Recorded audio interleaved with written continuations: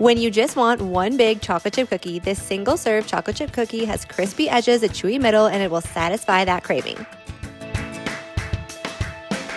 Start by preheating your oven to 375 degrees. Add 2 tablespoons of softened butter to a mixing bowl. Next, add 57 grams of light brown sugar and a 1/4 teaspoon of vanilla extract.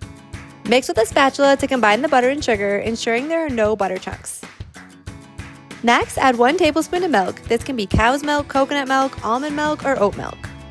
Then add 64 grams of all-purpose flour and 1/8 teaspoon of baking soda and salt. Mix to combine the dough completely. Last, add in 50 grams of semi-sweet chocolate chips and mix to combine completely.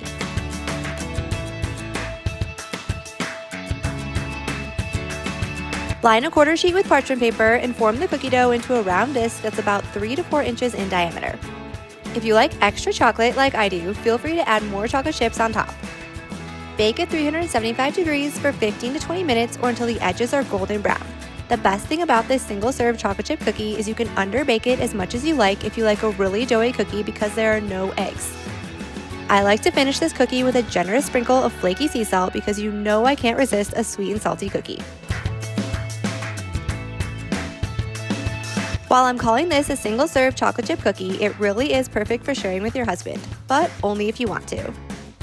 If you want more organic cookie recipes, be sure to hit that subscribe button and join me next time in the kitchen.